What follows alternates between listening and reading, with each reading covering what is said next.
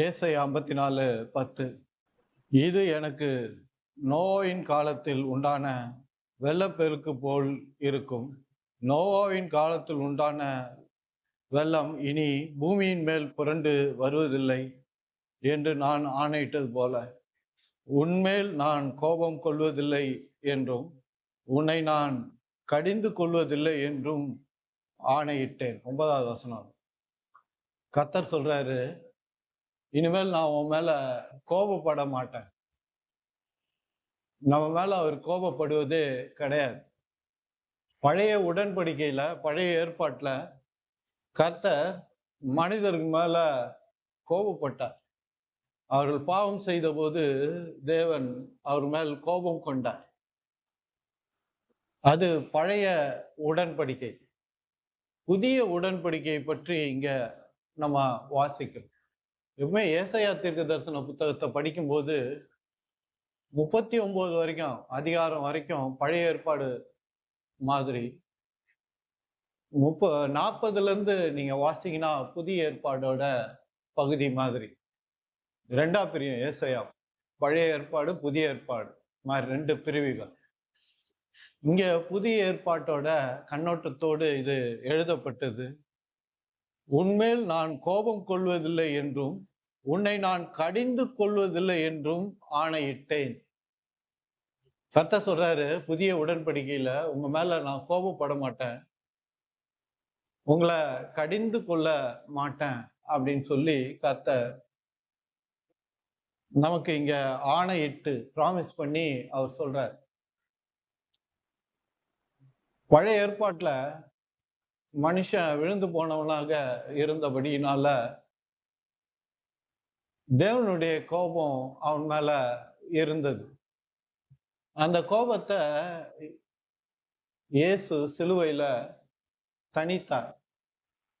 பிதா மனுஷ வர்க்கத்தின் மேல இருந்த கோபத்தை தன் பாடுகளின் வழியாக, தன் ரத்தம் சிந்துதலின் வழியாக இயேசு பிதாவின் கோபத்தை அவர் தனித்தார்.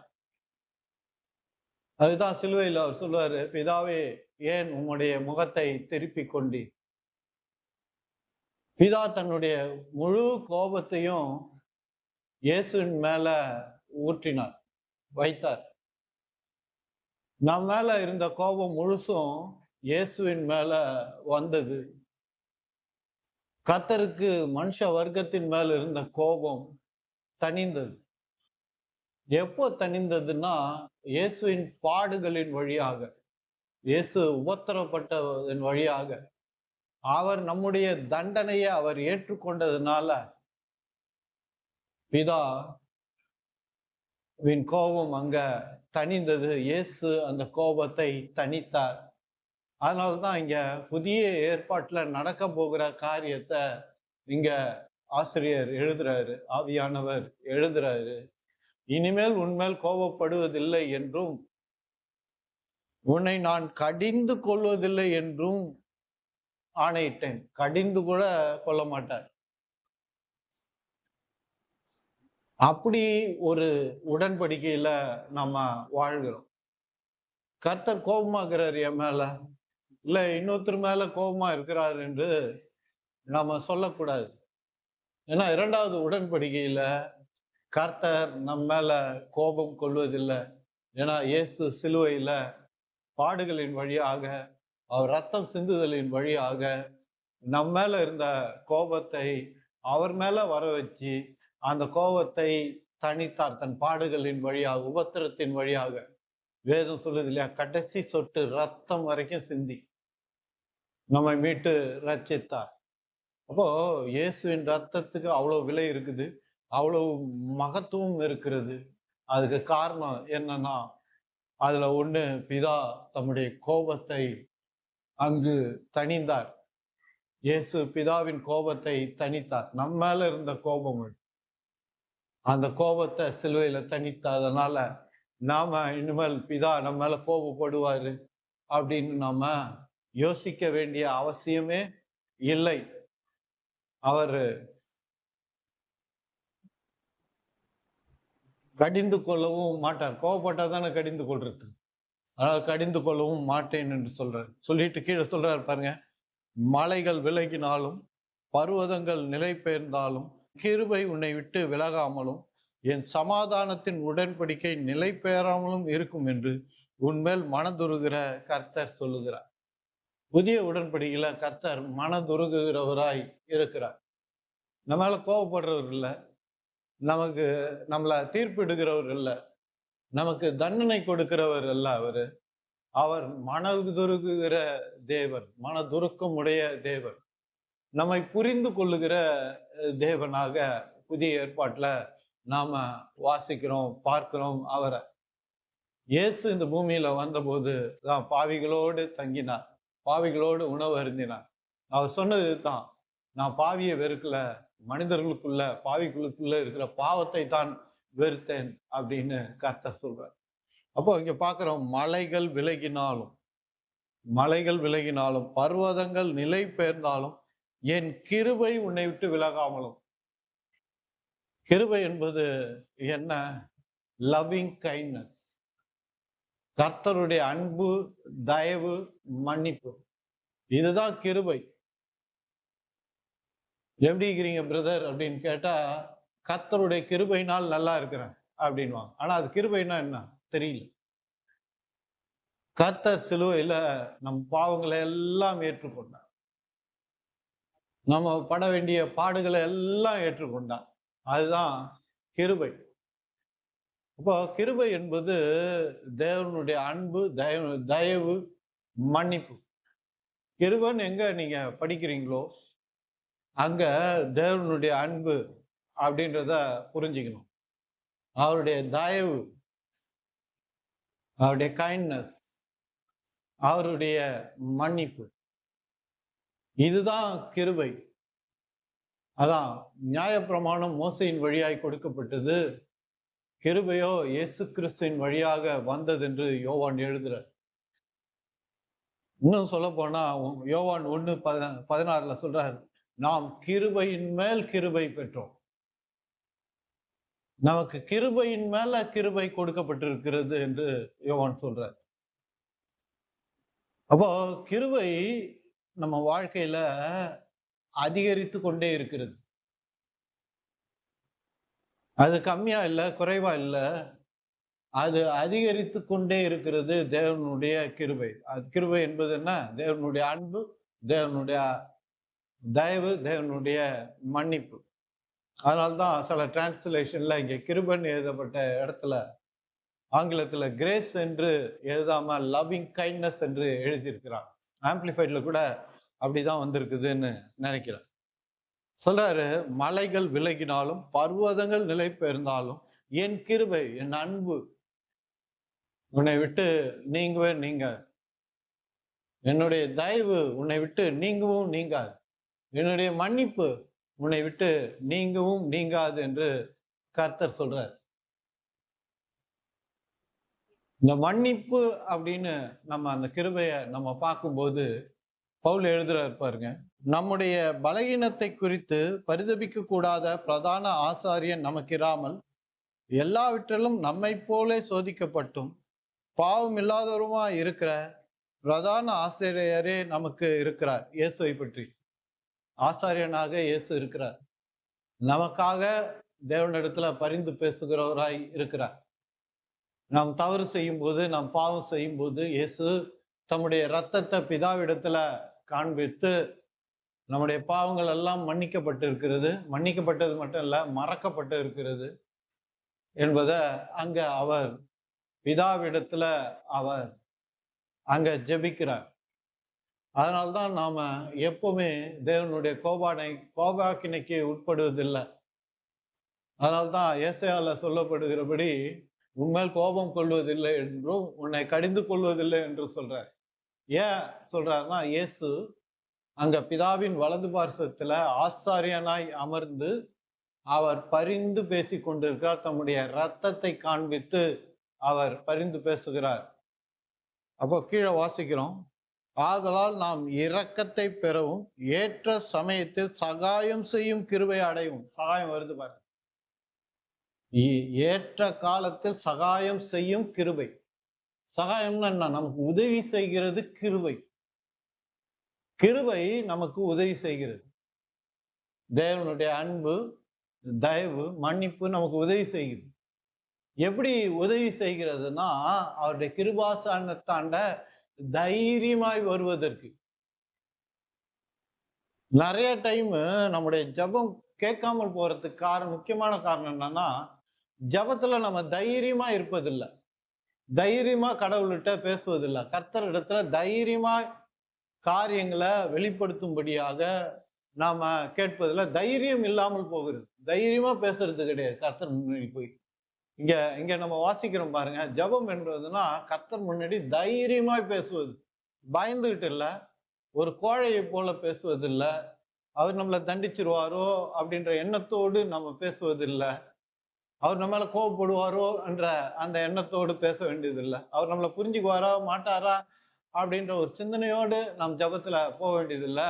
வேதம் சொல்லுது தைரியமா பேசுங்க. போல்ட்னஸ் இருக்கணும், தைரியம் இருக்கணும். தேவனிடத்துல பேசும்போது தைரியமா விசுவசிக்கணும், தைரியமா கேட்கணும், தைரியமா அவர்கிட்ட இருக்கணும்.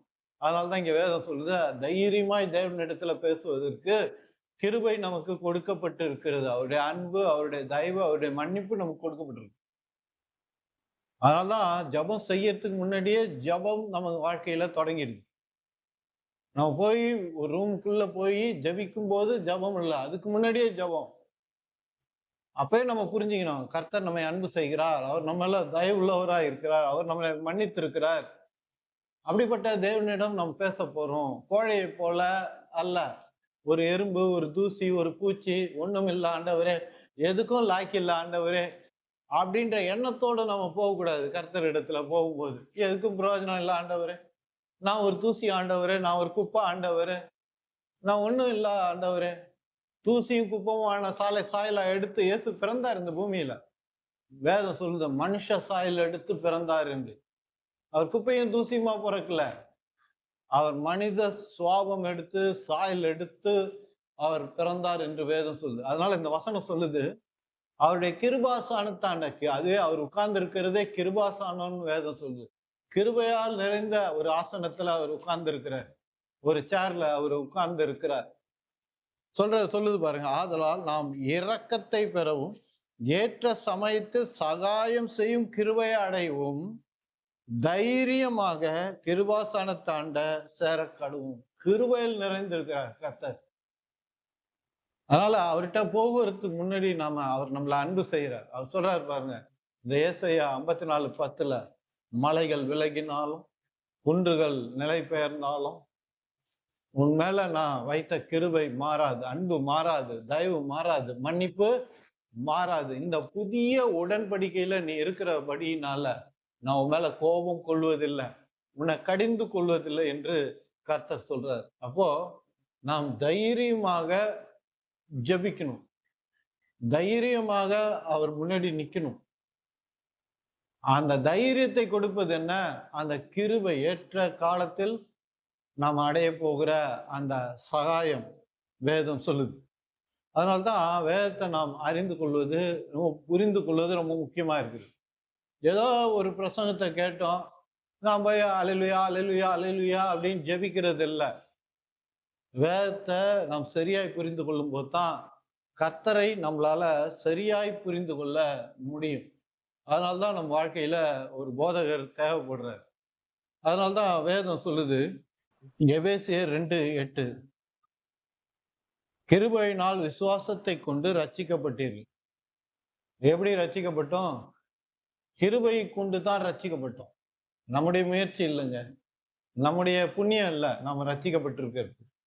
இன்னைக்கு கர்த்தருக்குள்ள இருக்கிறோம்னா ஏதோ எங்க அப்பா அம்மா புண்ணியம் செஞ்சாங்க, இல்லை எங்க தாத்தா புண்ணியம் செஞ்சாரு, ஏதோ நல்ல செஞ்சாரு, ஏழைக்கு கொடுத்தாரு, இல்லை நல்லவரா வாழ்ந்தாரு, இல்லை கோயிலுக்கு போனாரு, பக்திமானா இருந்தாரு, அதனால நான் இன்னைக்கு கிறிஸ்துவை ஏற்றுக்கொண்டு இருக்கிறேன், கிறிஸ்துக்குள்ள இருக்கிறேன்னா இல்லை. அது பியூரா தேவனுடைய அன்பு, தேவனுடைய தயவு, தேவனுடைய மன்னிப்பு. இதனால தான், அதுதான் கிருபை. இதனால தான் நாம அவருடைய கிருபையை பெற்றிருக்கிறோம் என்று வேதம் நமக்கு சொல்லுகிறது. நாம ரட்சிக்கப்பட்டிருக்கிறோம். இது உங்களால் உண்டானதல்ல. அங்கே சொல்லப்பட்டிருக்கு பாருங்க, அதுதான் ரொம்ப முக்கியம். எபேசியர் 2:8 இது உங்களால் உண்டானதல்ல. ரட்சிப்பும் சரி, கிருபையும் சரி, நம்மளால உண்டானது இல்ல. ஏன்னா நம்ம பிறந்தப்போ இயேசு பிறந்து சிலுவையில அறையப்படல. நம்ம பிறக்கிறதுக்கு முன்னாடியே இயேசு சிலுவையில மரித்து, ரத்தம் சிந்தி, பாடுகளை அனுபவித்து, உயிர்த்து, பரமேறி பிதாவின் முன்னாடி போய் அங்க அவரோடு அமர்ந்தும் விட்டார். அப்போ கிருபை இன்னைக்கு நமக்கு கொடுக்கப்படல, அது முன்னாடியே கொடுக்கப்பட்டிருக்கு. வாசிக்கிறோம் பாருங்க, இது உங்களால் உண்டானதல்ல. இந்த கிருபையை நம்ம புரிஞ்சுக்கிட்டாதான் அவரை புரிஞ்சிக்க முடியும். கிருபையை புரிஞ்சிக்காம கர்த்தரை நம்மளால சரியாய் புரிந்து கொள்ள முடியாது. அதனால்தான் நம்ம யோவான்ல வாசிக்கிறோம், இயேசுவின் வழியாக கிருபை வந்தது, சத்தியமும் கிருபையும் வந்தது. அந்த கிருபையை புரிந்து கொண்டாதான் சரியான சத்தியத்தை நம்மளால புரிந்து கொள்ள முடியும். சொல்லுது பாருங்க, இது உங்களால் உண்டானதல்ல, இது தேவனுடைய பரிசு, தேவனுடைய ஈவு. It's a gift. கிருபை எவ்வளவு பெரியது தெரியுங்களா? நாம் மன்னிப்பை அடைந்திருக்கிறோம், நாம் மன்னிக்கப்பட்டிருக்கிறோம் என்ற உறுதியை நமக்குள்ள நாம பெற்றிருக்கிறோம். நம்முடைய பாவங்கள் எல்லாம் மன்னிக்கப்பட்டது, ஒண்ணு விடாம நம்முடைய எல்லா பாவங்களும் மன்னிக்கப்பட்டு, எல்லா பாவங்களையும் இயேசுவின் ரத்தம் நம்மளை கழுவி நம்மளை சுத்திகரித்திருக்கிறது. கொலோசியர் 1:14 குமாரனாகிய அவருக்குள் அவருடைய ரத்தத்தினால பாவ மன்னிப்பாகிய மீட்பு நமக்கு உண்டாயிருக்கிறது. அவருடைய ரத்தத்தினால, அவருடைய பாடுகள்னால பாவ மன்னிப்பாகிய மீட்பு நமக்கு உண்டாயிருக்கிறது. நம்ம மீட்கப்பட்டவர்கள். ஏன் கிறிஸ்துவ மதம் ரொம்ப முக்கியமா இருக்குது? கிறிஸ்துவம் ஏன் முக்கியமா இருக்குது? மற்ற மதங்களை விட ஏன் முக்கியமா இருக்குது? இங்க மீட்பர் இருக்கிறார். கிறிஸ்துவத்துல தான் மீட்பர் இருக்கிறார். வேற எந்த மதத்திலையும் பாருங்க, பாவத்திலிருந்து மீட்கக்கூடியவர்கள் இல்லை. பாவம் செஞ்சியா நீ பாதாளத்துக்கு போயிடுவ, பாவம் செஞ்சா அடுத்த பிறவி எடுப்ப அப்படின்னு தான் மற்ற மதங்கள் எல்லாம் சொல்லுகிறது. ஆனா கிறிஸ்துவ மதம் மட்டும்தான் சொல்லுது, கிறிஸ்துவம் மட்டும்தான் சொல்லுது, நாம் மீட்கப்பட்டிருக்கிறோம், ரட்சிக்கப்பட்டிருக்கோம். ஏன் மீட்கப்பட்டிருக்கோம், ரட்சிக்கப்பட்டிருக்கோம்னா, நமக்கு ஒரு ரட்சகர் கொடுக்கப்பட்டிருக்கிறார். அவர் பெத்லகேம்ல பிறந்தார். தீர்க்க தரிசனம் உரைக்கப்பட்டபடி, ஏசாயால உரைக்கப்பட்டபடி ரட்சகர் பிறந்து நம்மளெல்லாம் மீட்டு ரட்சித்தார். நமக்கு ரட்சகர் உண்டு, அவர் நம்மை ரட்சித்திருக்கிறார் என்று வேதம் நமக்கு சொல்லுகிறது. அதனால்தான் கிருபை நமக்கு இலவசமாய் கொடுக்கப்பட்டிருக்கு. கிருபை என்பது தேவனுடைய அன்பு, தேவன் நம்ம மேல் காட்டுற தயவு, அவர் நமக்கு கொடுக்கிற மன்னிப்பு. இதுதான் கிருபை. 2 கொரிந்தியர் 12:7 அன்றியும் எனக்கு வெளிப்படுத்தப்பட்டதுக்குரிய மேன்மையின் நிமித்தம் நான் என்னை உயர்த்தாதபடி என் மாம்சத்தில் ஒரு முள் கொடுக்கப்பட்டிருந்தது. என்னை நான் உயர்த்தாதபடிக்கு அது என்னை குட்டுகிற சாத்தானுடைய தூதனாய் இருக்கிறது. ஒரு முள் கொடுக்கப்பட்டிருக்கு மாம்சத்துல அப்படின்ற. நிறைய பேர் பவுலுக்கு வியாதி வந்துடுச்சு, கண்ணில் சீழ் வழிஞ்சுது அப்படின்லாம் சொல்றாங்க. அதுக்குரிய ஆதாரம் எங்கேயுமே கிடையாது, வேதத்துல எங்குமே எழுதப்படவில்லை.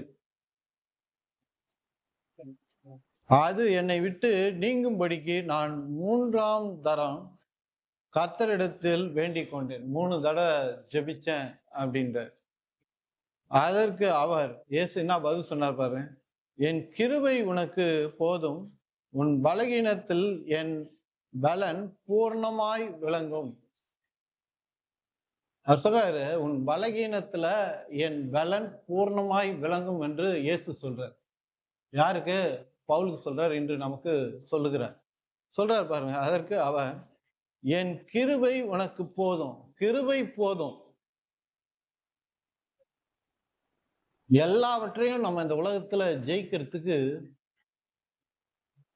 தேவன் நமக்கு கிருபை காட்டுகிறார், கிருபையை கொடுக்கிறார். கிருபை என்பது நம்ம ஏன் பண்றது இல்ல, நம்ம உழைத்து பெறுகிறது இல்ல, ஏதோ நாம் முயற்சி செய்து பெறுகிறது இல்ல. கிருபை இலவசமாய் நமக்கு கொடுக்கப்பட்டிருக்குது. அந்த கிருபையை நம்ம தியானிச்சோம்னாலே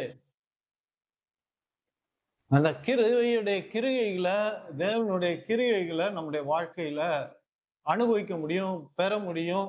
எல்லாவற்றிலும் நம்ம வெற்றி கொள்ள முடியும். நம்மளால ஜெயிக்க முடியும்.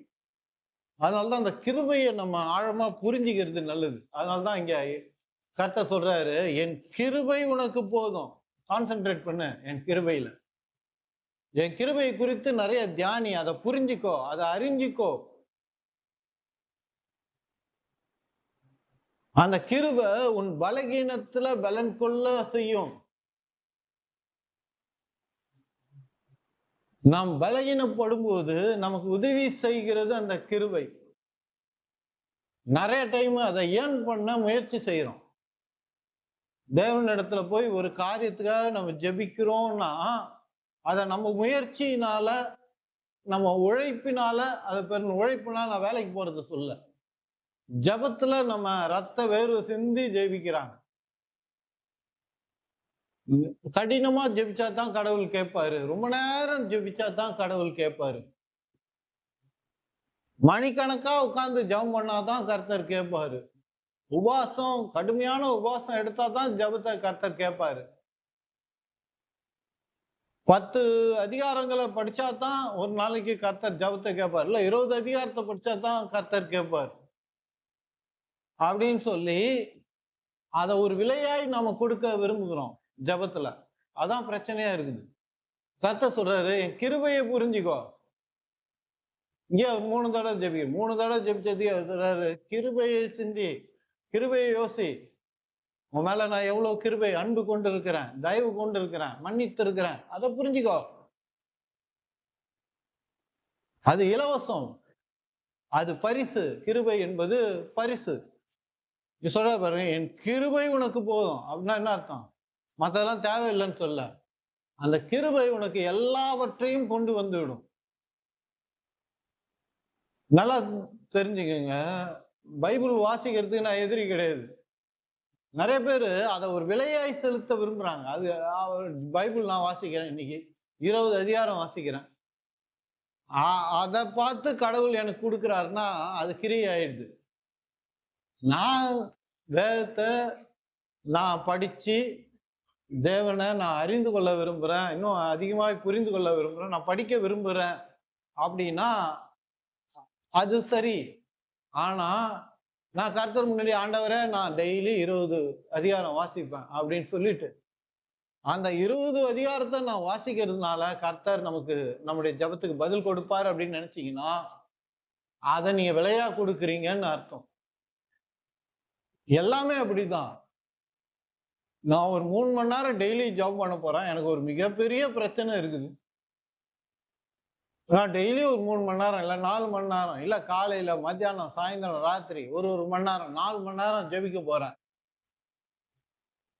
இந்த 4 மணி நேரம் ஜெபிக்கிறதுனால கடவுள் எனக்கு பதில் அளிப்பார் அப்படின்னு நீங்க நினைக்கிறீங்கன்னா அது ஒரு விலை.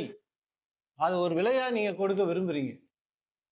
ஆனா நான் 4 மணி நேரம் கர்த்தர் இடத்துல ஜெபிக்க போகிறேன், நான் ஜெபம் செய்ய போறேன் அப்படின்னா அது விலை கிடையாது. 4 மணி நேரம் ஜெபிக்கலாம். ஆனா அந்த 4 மணி நேரத்தை பார்த்துட்டு, நான் 4 மணி நேரம் ஜெபம் பண்றத நான் பார்த்துட்டு கடவுள் கொடுக்கிறார் அப்படின்றது தான் விலையே. நீ 24 மணி நேரமும் ஜெபிக்கலாம். ஆனா விலை என்பது நிறைய டைம் நம்ம என்ன புரிஞ்சுக்கிறோம், கர்த்தர் நம்ம கூட இருக்கிறது அந்த ஜெபம் பண்ற நேரம். மற்ற நேரத்துல எல்லாம் அவங்க வேற மாதிரி இருப்பாங்க பாரு, ஆவிக்குரிய மனிதர்கள். அந்த 1 மணி நேரம் 2 மணி நேரம் பர்ஃபெக்டா ஜெபம் பண்ணுவாங்க. அதுக்கப்புறம் கடவுள் ஞாபகமே வரமாட்டாரு, கர்த்தர் ஞாபகமே வரமாட்டார், ஞாபகமே இருக்காது. தவறுகளை கூட தைரியமாக கூட செய்வாங்க, சில காரியங்கள்ல ஈடுபடுவாங்க, சில விஷயங்களை செய்வாங்க. ஆனா அந்த டைம், நான் அடுத்த நாள் அந்த டைம் 1 மணி நேரமோ 2 மணி நேரமோ வந்தப்போ அந்த ரூம்குள்ள போனா தான் கர்த்தர் இருக்கிறார் அப்படின்னு நிறைய பேர் நினைக்கிறாங்க. இல்ல, கர்த்தர் 24 மணி நேரமும் நம்ம கூட தான் இருக்கிறார். அதை நான் புரிந்து கொண்டு அவரோடு 24 மணி நேரமும் வாழ கற்றுக்கொள்ளணும்.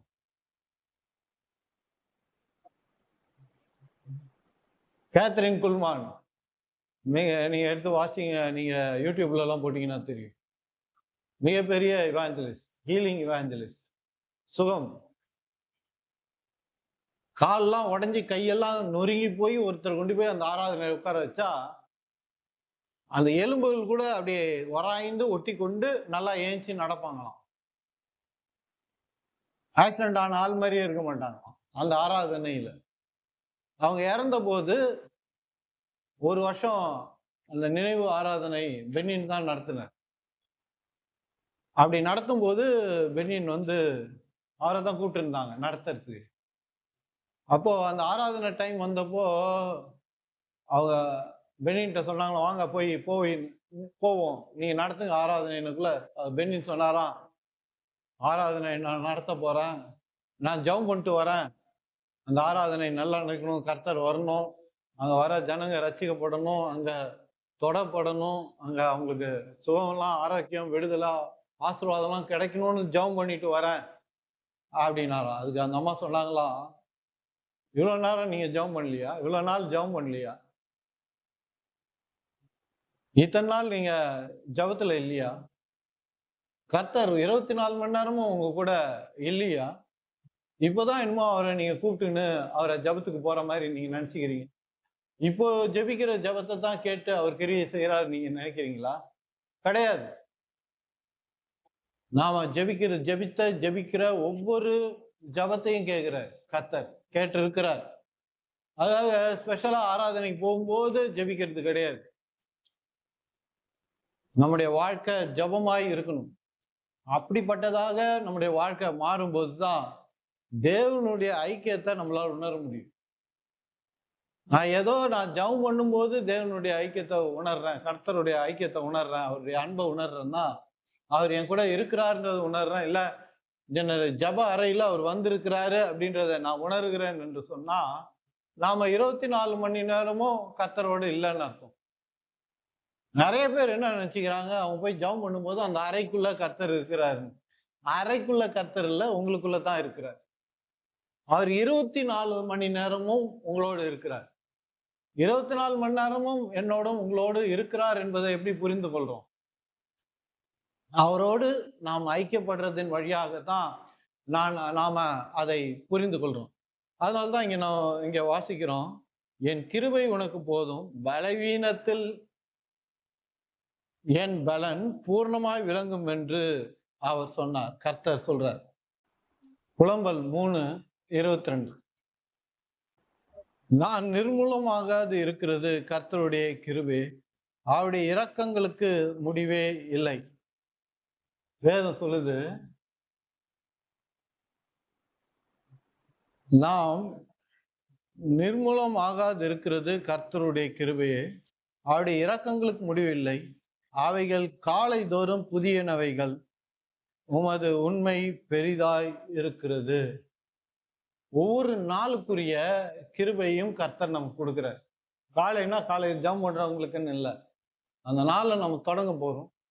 அதனால அன்றாடம் காலையில தேவன் நமக்கு அந்த நாளை நகர்த்தக்கூடிய, அதை அணுகக்கூடிய, அந்த அந்த நாளுக்குரிய ஆசீர்வாதங்களை நாம் பெறக்கூடிய கிருபைய அன்றாடம் கொடுக்கிறார்.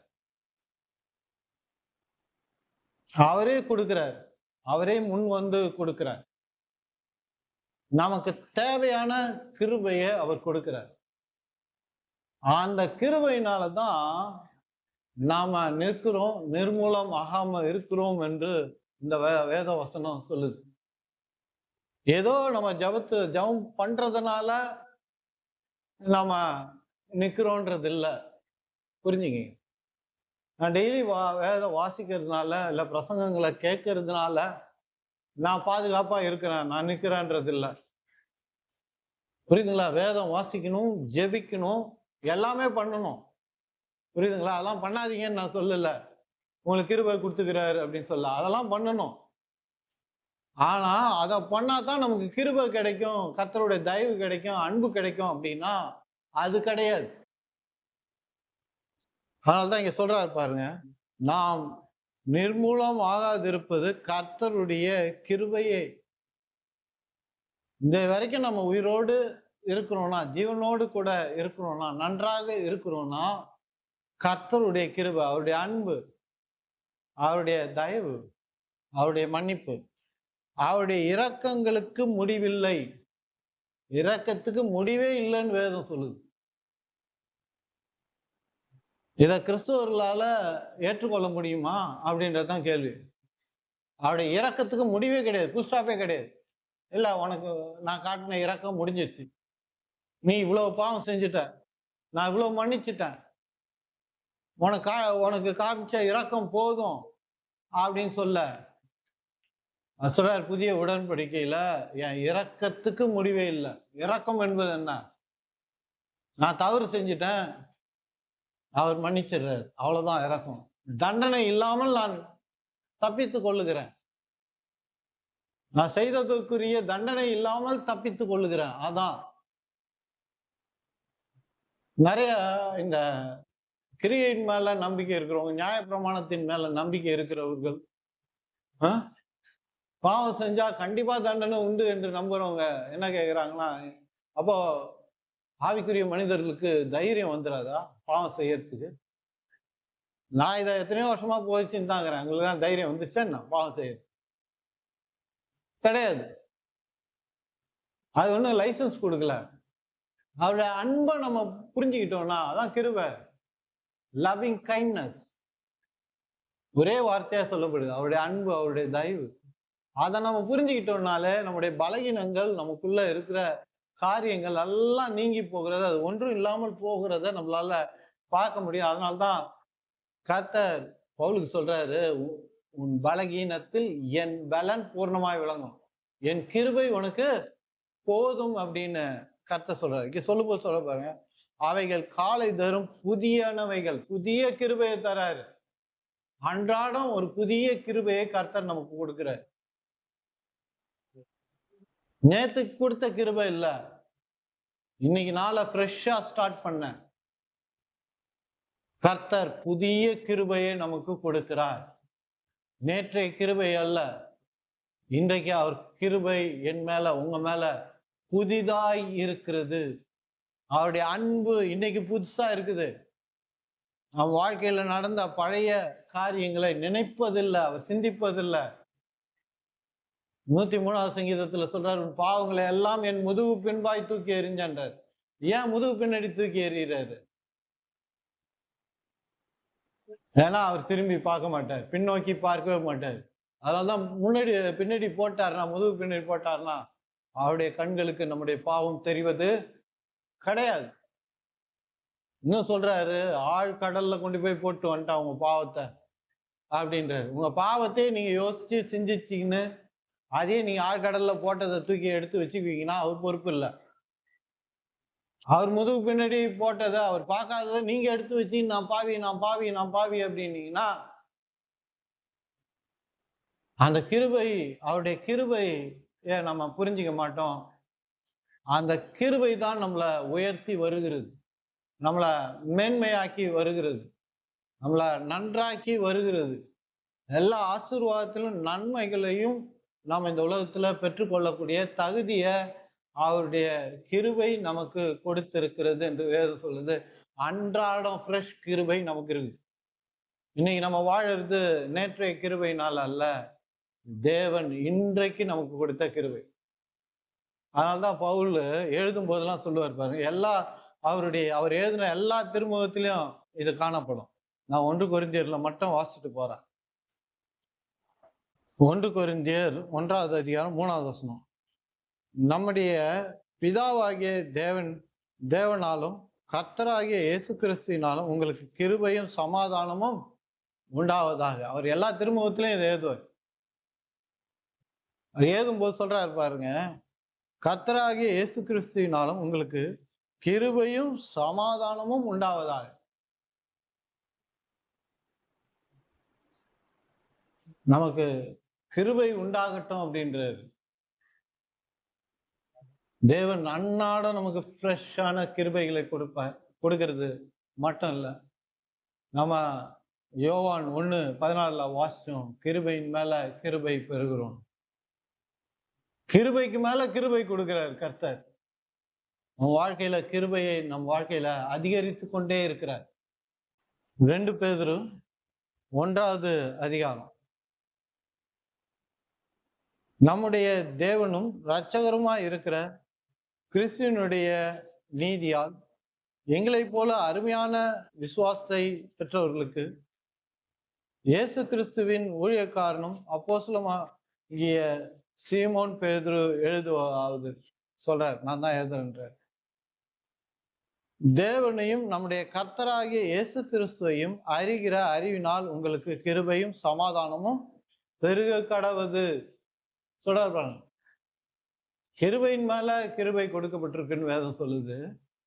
அது இல்லாம நேற்று கிருபை இல்லை, இன்னைக்கு புதுசா கிருபை கொடுக்கப்பட்டிருக்குன்னு வேதம் சொல்லுது. இங்க பேதுரு ஆவியானவர் எழுதுறாரு ஒரு வழியாக, கிருபை பெருகுகிறது நம்முடைய வாழ்க்கையில அப்படின்ற மல்டிப்ளை ஆகுதுன்றார். அவர் சொல்றாரு பாருங்க, எப்படி மல்டிப்ளை ஆகுது பாருங்க.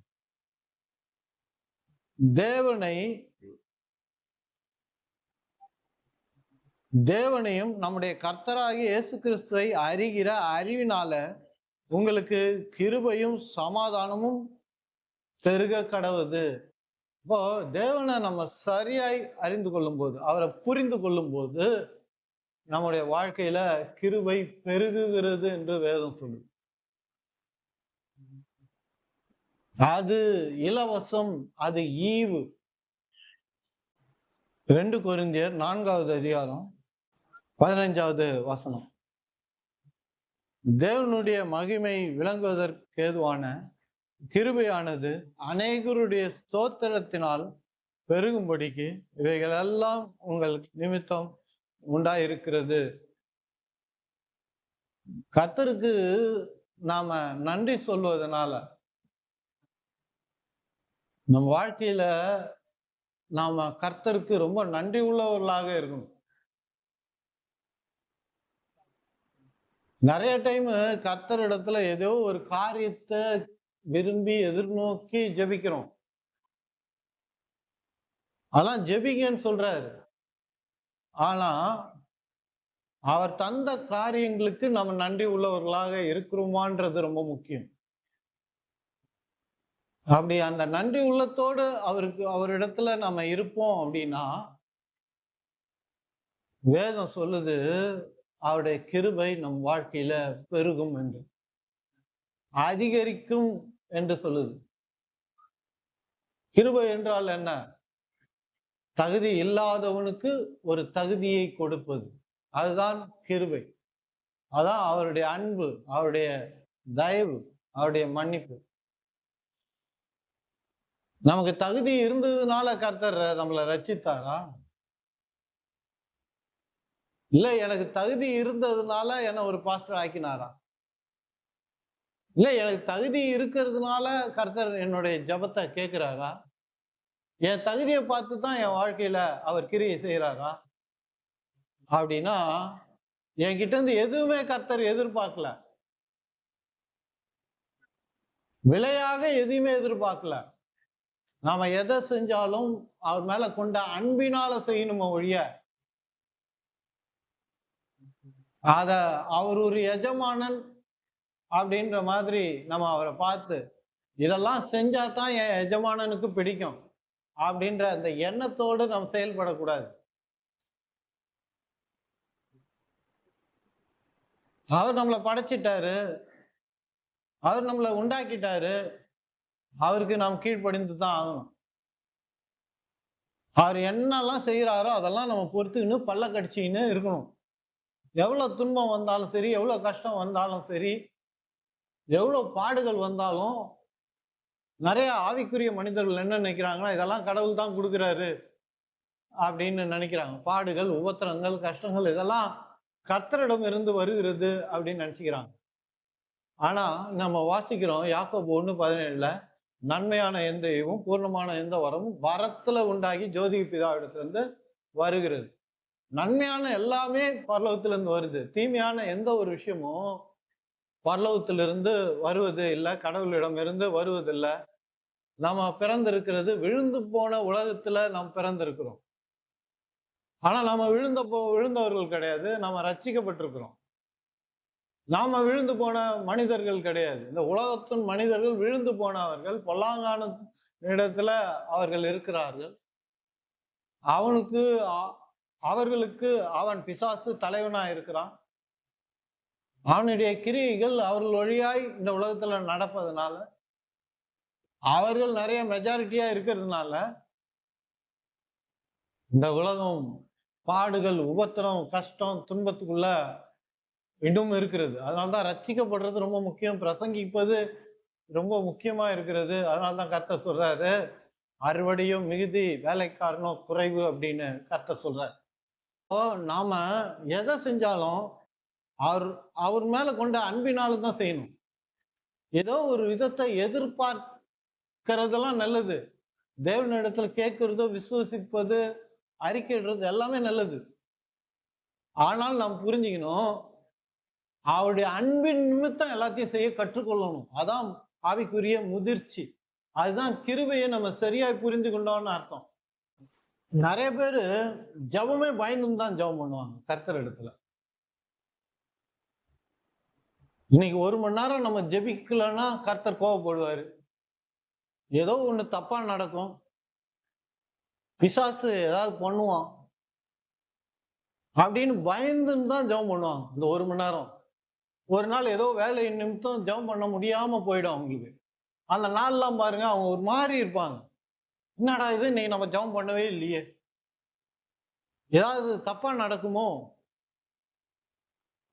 ஏதாவது தீமை ஏதாவது நமக்கு நடக்குமோ, பிசாசு ஏதாவது கிரியைகளை கொண்டு வந்துருவானோ நம்ம வாழ்க்கையில, இன்னைக்கு நம்ம ஜெபம் பண்ணாம விட்டுருக்கோமே, இல்ல ஜெபம் பண்ண முடியாம போயிடுச்சு, ஏதோ உடம்பு சரியில்லை, யாரோ கெஸ்ட் வந்துட்டாங்க, வீட்டுக்கு விருந்தினர் வந்துட்டாங்க, இல்ல ஏதோ ஒரு வேலை இருந்தது, முக்கியமாக ஒரு வேலை இருந்தது, அதுக்கு போயிட்டோம், அன்னைக்கு ஜெபிக்க முடியல, கர்த்தர் கோபமா இருக்கிறாரோ, இன்னைக்கு கொஞ்சம் தூரம் விலகி போயிட்டாரோ, அவரை எப்படியாச்சும் பிடிச்சி கீழே அப்படியே இழுத்துன்னு வரணும். அதுக்கு என்ன பண்ணோம்? இன்னைக்கு நம்ம 1 மணி நேரம் ஜெபிக்கல, நாளைக்கு 2 மணி நேரம் சேர்த்து ஜெபம் பண்ணுவோம். இதான் விலை. நேத்து கொடுக்க வேண்டியதை இன்னைக்கு நம்ம கொடுக்கல, சேர்த்து கொடுத்தா தான் கடவுள் பிரியப்படுவார். நம்ம ஆலயத்துக்கு வந்தாலும் சரி, ஜெபம் பண்ணாலும் சரி, எதுவா இருந்தாலும் அதை பார்த்துட்டு கடவுள் கொடுப்பார் அப்படின்னு நினைக்கிறது விலையா இருக்கிறது. அதனாலதான் நம்ம மனநிலை ரொம்ப முக்கியம். ஜெபத்துக்கு போகக்கூடிய நம்முடைய மனநிலை, அதுதான் நம்மளுடைய விசுவாசத்தை அங்க உறுதிப்படுத்துது. நீங்க தேவனை அன்பு செய்யறோம், நான் அன்பு செய்யறேன், அவர் என் மேல அன்பா இருக்கிறார், அவருடைய அன்பை நான் இன்னும் ருசிக்கணும், நான் நிறைய ருசிச்சு இருக்கிறேன், அதனால நான் அவரிடத்துல ஜெபம் பண்ண போறேன், வேதம் வாசிக்க போகிறேன், ஆண்டவரிடத்துல கேட்டு பெற்றுக்கொள்ள போகிறேன், இல்ல விசுவசிக்க போறேன், அறிக்கையிட போகிறேன் அப்படின்ற ஒரு எண்ணத்தோட நம்ம போகணும்னா ஜெபம் ரொம்ப நேரம் பண்ண முடியும். நிறைய பேரு ஜெபம் பண்ண கொஞ்ச நேரம் ஜெபம் பண்ணக்குள்ளே டயர்ட் ஆயிடுவாங்க. என்னடா இது, இன்னும் டைம் போகணும் பொழுது, காலையில ஆரம்பிச்சோம், இன்னும் எத்தனை மணி நேரம், இன்னும் ஒரு 2 மணி நேரமா ஜெபம் பண்ணணும், முடியல, இன்னைக்கு ரொம்ப சோர்வா இருக்குது, அசதியா இருக்குது, ஆனாலும் ஜெபம் பண்ணி ஆகணுமே அப்படின்னு சொல்லி ஜெபிக்கிறவங்க நிறைய பேர் இருக்கிறாங்க. அது காரணம் என்னன்னா, அவருடைய அன்பை அவங்க புரிஞ்சுக்கல, அவங்க ஜெபத்துல விலையை கொடுக்க விரும்புறாங்க. ஏதோ ஒரு கிரியையை தேவனிடத்துல காண்பித்து அந்த ஆசீர்வாதங்களையும் நன்மைகளையும் அவர்கள் பெற்றுக்கொள்ளணும் அப்படின்னு நினைக்கிறாங்க. அதனால்தான் சத்தியத்தை அறிகிறதுனால கிருபை பெறுகிறது அப்படின்னா, கிருபையை நாம் புரிந்து கொள்றோம். அதை புரிந்து கொள்வது, அதை அறிந்து கொள்வது, அதை நம்முடைய வாழ்க்கையில செயல்படுத்துவது ரொம்ப முக்கியமா இருக்குது. நிறைய ஆவிக்குரிய மனிதர்கள் தவிப்போடு இருப்பாங்க.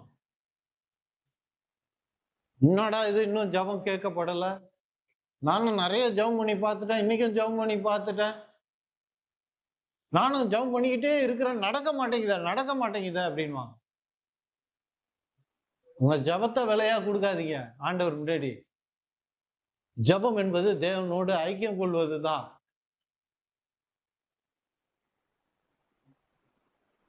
நிறைய பேருக்கு டெஸ்பரேஷன் தான் இருக்குது ஜபத்துல, விசுவாசம் இல்ல. விசுவாசம் இருக்கும்னா அங்க அவர்களுக்கு இளைப்பாறுதல் இருக்கும், அங்க ரெஸ்ட் இருக்கும். நிறைய ஆவிக்குரிய மனிதர்கள் ரெஸ்ட்லெஸ்ஸா இருக்கிறாங்க. எப்போ ஏதாவது நடக்கணும் நம்ம வாழ்க்கையில, இன்னைக்கு நடக்குமா, நாளைக்கு நடக்குமா, அதுக்கு எப்படி ஜெபம் பண்ணலாம், எப்படி துதிக்கலாம், யார்கிட்டயா போய் ஆலோசனை கேட்கலாம், எப்படியும் அதை நம்ம நடத்திடணும், அதை நடக்கும்படியா செஞ்சிடணும், அதுக்குரிய ஜபங்களை எப்படி எப்படியெல்லாம் பண்ணணுமோ, எவ்வளவு கஷ்டப்படணுமோ அதெல்லாம் பண்ணுவோம். சட்டையை மாத்திக்குவோம், கலர் சட்டை போட்டிருந்தா வெள்ளை சட்டையை மாட்டிக்குவோம், எல்லாத்தையும் விட்டுருவோம், இதை விட்டுருவோம், அதை விட்டுருவோம், வேலையை விட்டுருவோம், எல்லாத்தையும் விட்டுருவோம் அப்படின்னு நினைச்சின்னு வராங்க. அதெல்லாம் நீங்க ஒரு விலையாய் கொடுக்க விரும்புறீங்க. கடவுளை அவருடைய அன்பின் நிமித்தம் நம்ம தேடணும் மொழிய, அவர் நம்மளை அன்பு செய்கிறான்ற புரிந்து கொண்டு நம்ம ஒவ்வொரு காரியத்தையும் செய்யும் போதுதான் அவருடைய கிருபையை நம்மளால புரிந்து கொள்ள முடியும். இங்க நம்ம 2 கொரிந்தியர்ல நம்ம வாசிச்சோம் இல்லையா, நாள்ல வாசிச்சோம், அநேகருடைய ஸ்தோத்திரத்தினால, நன்றினால நம்முடைய ஜபம் கேட்கப்படும். நாம நன்றி உள்ளவர்களாக இருந்தோம்னாலே போதும். இயேசு அங்க ஜபிக்கிறார் பாருங்க, லாசரை உயிரோடு எழுப்புறதுக்கு முன்னாடி சொல்றாரு பாருங்க, எப்பொழுதும் என்னுடைய ஜபத்தை கேட்கிறீங்க, அதுக்காக நன்றின்றார்.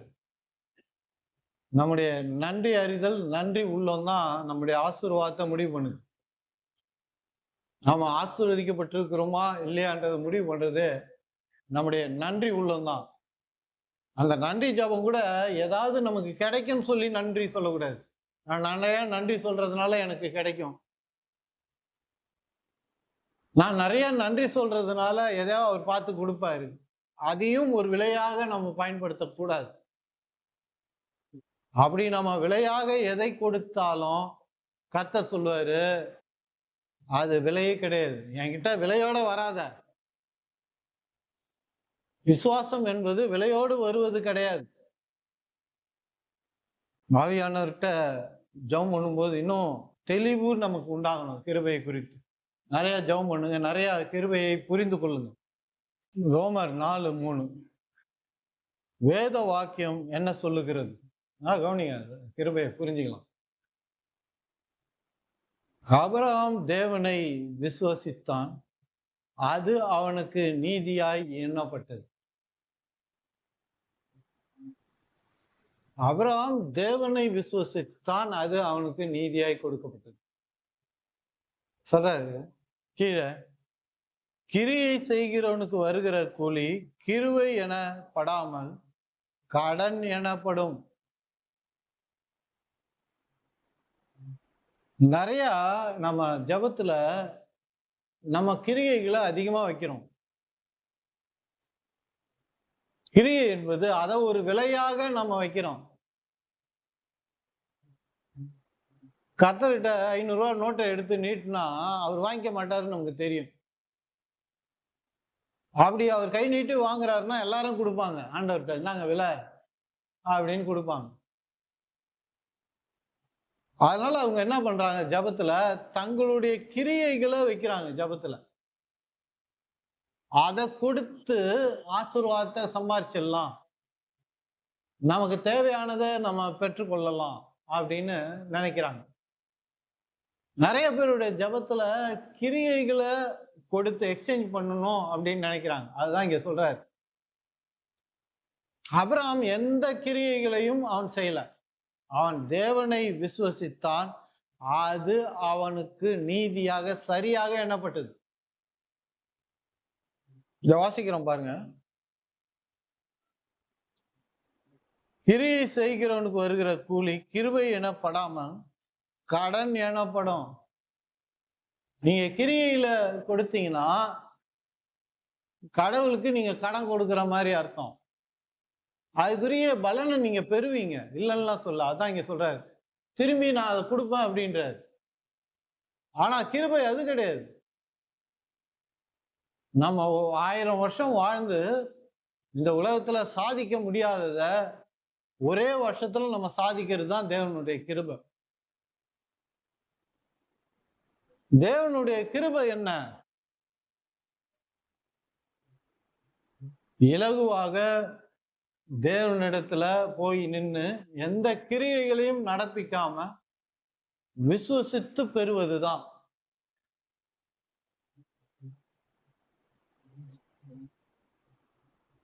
ஒருவன் கிரியை செய்யாமல் பாவியை நீதிமான ஆக்கிறவரிடத்தில் விசுவாசம் வைக்கிறதுனால அவனுடைய விசுவாசமே அவனுக்கு நீதியாக எண்ணப்படும். ஒருவன் கிரியை செய்யாமல்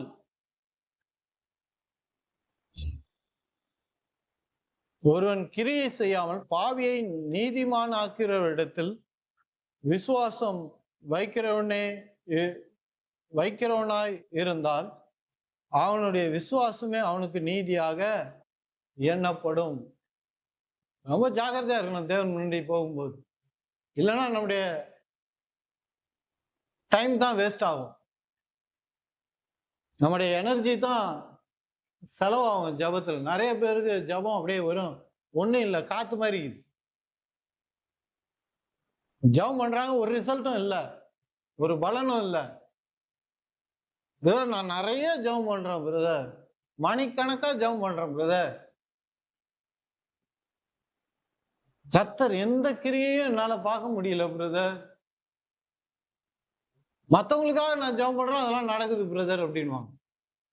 நீங்க கிரியை செய்யறீங்க, அவங்க கிரியை செய்யல, அவ்வளவுதான்.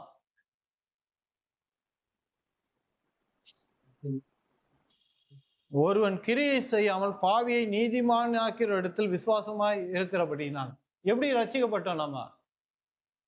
நம்ம ஏதாவது பண்ணுமா? ரட்சிக்கப்பட்ட போது நாம் ஏதாவது செஞ்சுமா? ஏதாவது கிரியைகளை நடப்பித்துமா? இல்ல.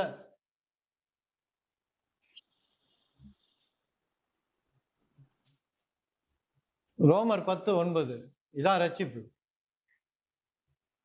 இதுல ஏதாவது கிரியை இருக்குதான்னு பாருங்க.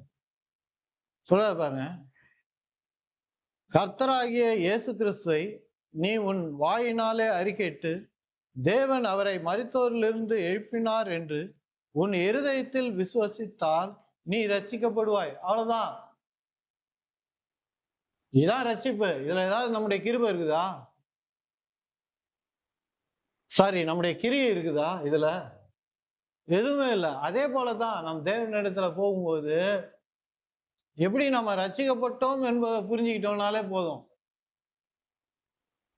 அறிக்கையிட்டோம் வாயால, அவ்வளவுதான். நாம் ரட்சிக்கப்பட்டோம். என்னையாவது நாம ரட்சிக்கப்படல அப்படின்ற யோசனை வருதா உங்களுக்கு? பள்ளத்துக்கு போகாம போயிடுவோம் அப்படின்ற எண்ணம் ஏதாவது வருதா உங்களுக்கு? இல்ல. ஏன்னா ரட்சிப்பு நாம எப்படி ரட்சிக்கப்பட்டோம்?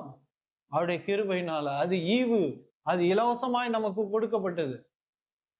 அதே இன்னும் சில பேரு பாவ மன்னிப்பு பெற நாம பாவத்தை அறிக்கையிடணும் பிரதர், இதை பண்ணணும் பிரதர், அதை பண்ணணும் பிரதர்ன்ட்டு அதையே கிரியை செய்ய வைக்கிறாங்க. இல்ல, நான் இன்னைக்கு இயேசுவை ஆண்டவர் என்று ஏற்றுக்கொண்டனோ அன்னைக்கே நான் ரட்சிக்கப்பட்டுட்டேன், ரட்சிப்பு என்னுடையதாக அது மாறிடுச்சு. அப்போ ரோமர்ல சொல்றாரு பாருங்க, கிரியை இல்லாமல் தேவன் முன்னாடி போறது. அப்போ அவருடைய அன்பு, அவருடைய தயவு, அவருடைய மன்னிப்பு, தகுதி இல்லாதவனுக்கு தகுதி, அதான் கிரியை இல்லாமல் போறது.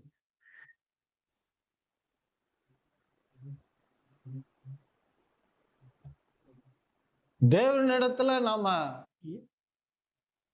ரட்சிப்பு இலவசமா தான் பெற்றோம். ரட்சிப்பு என்பதுதான் ரொம்ப பெரிய விஷயமே வேதத்துல. நாம ரட்சிக்கப்படணும்ன்றது ரொம்ப அவசியமான விஷயம். அதாவதுதான் இயேசு இந்த பூமியில மனுஷனாக அவதரித்து பாடுகளை அனுபவித்து ரத்தம் சிந்தி நம்மளை மீட்டு மீட்டு ரட்சித்தார் என்று வேதம் சொல்லும். ரட்சிப்பு ரொம்ப பெருசு. அதுவே என்ன இலவசமாய் நமக்கு கொடுக்கப்பட்டிருக்குல்ல. மற்றதெல்லாம் நம்ம இலவசமாய் பெறணும். நம்ம என்ன பண்றோம்? விலையை கொடுக்க விரும்புறோம். விலை கொடுக்காமல் எப்படி ஜெபம் பண்ணுவது? கிரியைகளை கொடுத்து, தேவனிடத்துல நம்முடைய கிரியைகளை கொடுத்து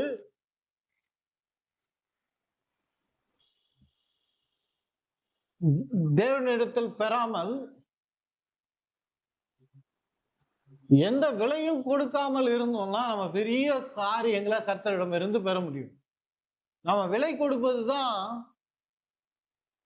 நம்ம சின்ன சின்ன காரியங்களை நம்ம வாழ்க்கையில அவரிடம் இருந்து பெறுகிறோம். ஏன்னா கடனா கொடுக்குற மாதிரி அவர் எடுத்துக்கிறாரு. கடவுளுக்கு நம்மளால கடன் கொடுக்க முடியுமா என்ன? கிரியைகளை நம்ம கொடுக்க முடியுமா என்ன? கிரியைகள் அவரை திருப்தி ஆக்கிட முடியுமா என்ன? அப்படி நம்முடைய கிரியைகள் திருப்தி ஆக்கும் என்று சொன்னா, இயேசு சிலுவையில பாடுகளை அனுபவிக்க வேண்டியதில்லை, ரத்தம் சிந்த வேண்டியது அவசியமே இல்லை. ஏன் அவ்வளவு பாடு, அவ்வளவு உபத்திரம் அவருக்கு? அவர் கிரியை செஞ்சிட்டாரு, அவர் விலையை கொடுத்துட்டார், எல்லாம் நிறைவேறிற்று என்று நம்ம வாசிச்சோம் வேதத்துல. எல்லாம் நடந்துருச்சு, எல்லாம் நடந்து முடிஞ்சிடுச்சு அப்படின்னு நம்ம வேதத்துல நம்ம வாசிச்சோம். ஆனா அவர் எல்லாத்தையும் செஞ்சு முடிச்சிட்டார். நாம எதுவும் செய்யாமல் எப்படி பெறுறது அவர்கிட்ட? அதுதான் ரொம்ப முக்கியமா இருக்கு.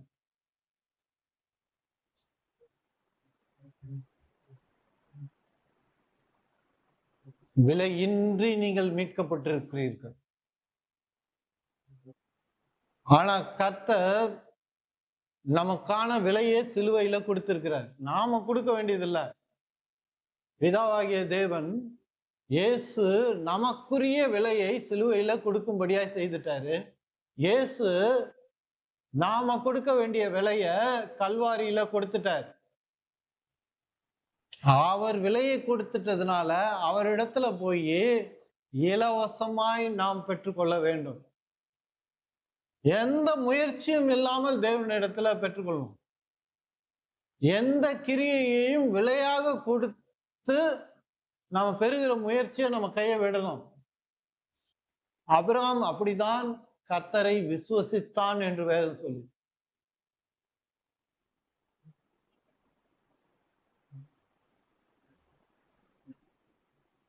எல்லா ஆசீர்வாதமும் இலவசம்தான். எல்லா நன்மைகளும் இலவசமானது தான்.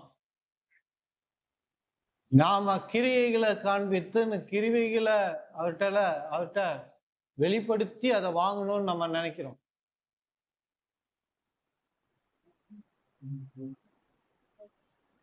எப்படி எந்த முயற்சியும் இல்லாம எப்படி ஜெபிக்கிறது?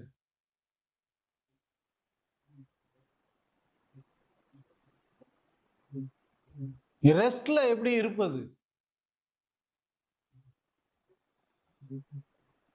நிறைய பேர் அலைந்து திரிகிற வாழ்க்கை தான் நிறைய ஆவிக்குரிய மனிதர்களுக்கு இருக்குது.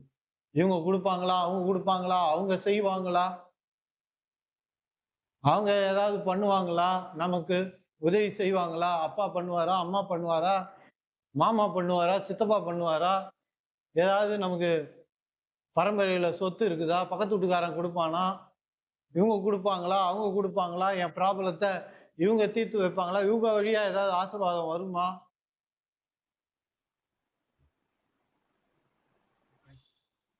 அப்படின்னு அலைந்து திரிகிற வாழ்க்கை தான் இருக்குது.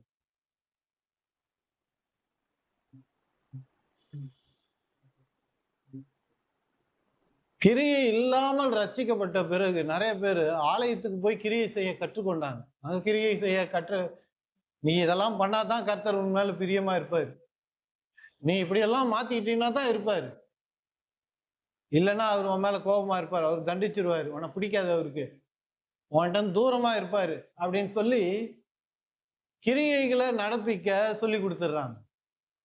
நிறைய ஆலயத்துல தான் இந்த கிரியை வர்றதுனால ரட்சிக்கப்பட்டு கொஞ்ச நாள்ல பெரிய பெரிய அற்புதங்கள்லாம் நடக்கும் பாருங்க உங்க வாழ்க்கையில.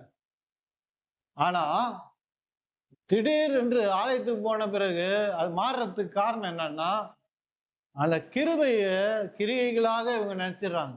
நீங்களாம் இப்படிலாம் இருந்தா தான் சட்டையை மாத்திக்கணும், முடியை மாத்திக்கணும், இத்தை மாத்திக்கணும், அத்தை மாத்திக்கணும், நகை போடக்கூடாது, இதை பண்ணக்கூடாது, அதை பண்ணக்கூடாது அப்படின்னக்குள்ளே அங்க கிரியை வந்துடுது.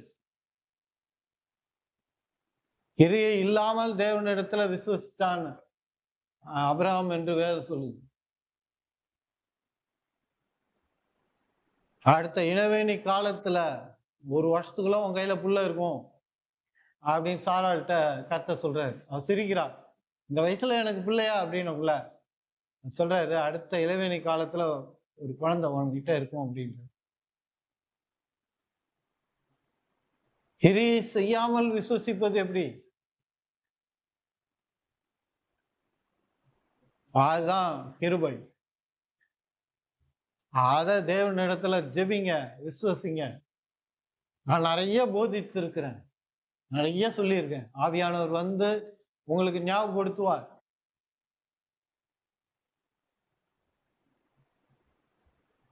அவருடைய அன்பின் நிமித்தம் எதையும் செய்யுங்க. அவர் கொடுத்தா தான் என்னால வாழ முடியும். அதுக்காக நான் ஜெபிக்கிறேன். அந்த ஜெபத்தை கேட்டு கேட்டு கேட்டு அவர் பதில் அளிப்பார். நம்ம ஜெபிச்சுக்கினே இருக்கணும். அவர் கேட்டுக்கினே இருந்து டக்குன்னு ஒரு நாள் பதில் அளிப்பார். அப்படின்னா அப்படி கிடையாது.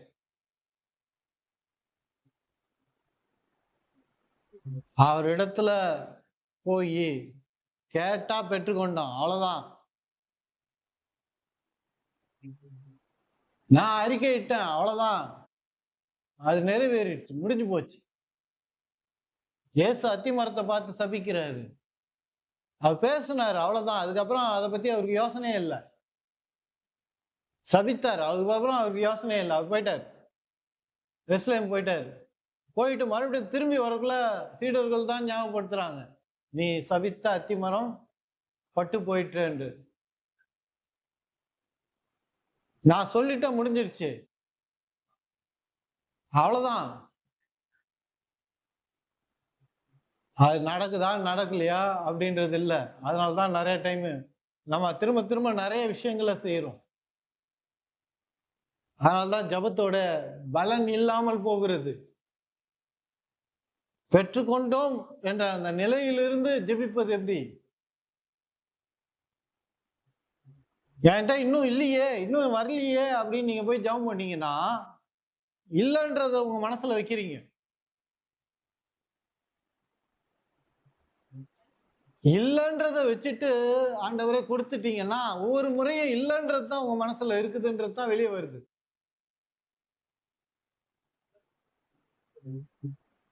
அப்ப இல்லைன்றதுனாலதான் நிறைய பேர் ஜபத்துக்கு போறாங்கனால அங்க அங்க கிரியைகளை நடப்பிக்கிறாங்கன்னு அர்த்தம். என்கிட்ட இது இல்லை, அதுக்காக நான் ஜெபிச்சாகணும். இதே கர்த்தர் கொடுத்தாருன்னா ஜெபம் பண்ணவே மாட்டாங்கன்னு நினைக்கிறேன். உங்களுக்கு ஜெபம் பண்றதுக்கு ஒண்ணுமே இருக்காதுன்னு நினைக்கிறேன். நிறைய பேரோட ஜெபம் பெற்றுக்கொண்டேன் என்று விசுவசிக்கணும்னுக்குள்ள இல்லைன்ற அந்த ஞாபகம் இருக்கிறதுனால தான் அதை சொல்றோம். நம்ம இல்லைன்ற அந்த உணர்வு நமக்குள்ள இருக்கிறதுனால தான் இருக்குதுன்னு நம்ம சொல்றோம் நிறைய டைம். ஆனா அந்த இல்லைன்ற அந்த நினைவுகள் நம்மகிட்ட இல்லாம இருக்கிறதாக தேவனிடத்துல சொல்லுவோம் என்று சொன்னா அதுதான் விசுவாசம்.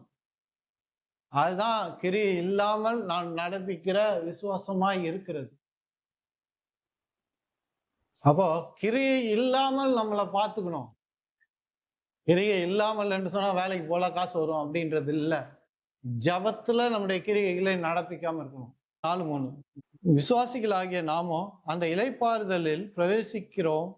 அவருடைய கிரியைகள் உலகம் தோற்றத்துக்கு முடிந்திருக்கிறது.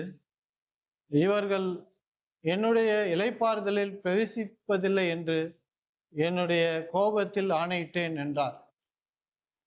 மேலும் தேவன் தம்முடைய கிரியைகளை எல்லாம் முடித்து 7ஆம் நாளிலே ஓய்ந்திருந்தார் என்று 7ஆம் நாளை குறித்து ஒரு இடத்தில் சொல்லவில்லையோ?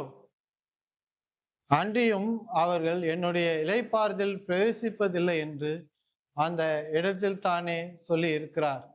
அதனால் சிலர் அதில் பிரவேசிக்காமல் இன்னும் வரப்போகிற காரியமாய் இருக்கிறபடியினாலும் சுவிசேஷத்தை முதலாவது கேட்டவர்கள் கீழ்ப்படியாமையினால அதில் பிரவேசிக்காமல் போனார்கள். அதனால இளைப்பாறுதல், அந்த ரெஸ்ட் இருந்ததுன்னா போதும். நாம் ஜெபம் பண்ண பிறகு நம்ம உள்ளத்துல சமாதானம் என்ற ஒரு விஷயம் இருந்ததுன்னா நீங்க இளைப்பாறுதல்ல இருக்கிறீங்கன்னு அர்த்தம். ஜெபித்த பிறகும் உங்க உங்க உள்ளத்துல சமாதானம் இல்லை அப்படின்னா, இன்னும் ஏதோ நீங்க கிரியை ஜெபத்துல செய்து கொண்டு இருக்கிறீங்கன்னு அர்த்தம். கிருபையை இன்னும் நீங்க இன்னும் புரிஞ்சிக்கல, அறிந்து கொள்ளல. ஏதோ ஒரு விலையை நீங்க கர்த்தர் இடத்துல கொடுத்து அதை பெறணும்னு நீங்க நினைக்கிறீங்க. அது உங்களுடைய முயற்சியில வேற ஏதாவது கூட இருக்கும். ஆவியானவர்கிட்ட நிறைய ஜெபம் பண்ணுங்க. இன்னும் கிருபையே உங்களுக்கு அவர் உங்களை ஆவியில அவர் புரிய வைக்கட்டும். Praise the Lord. எல்லாரும் எழுந்து நிற்போம்.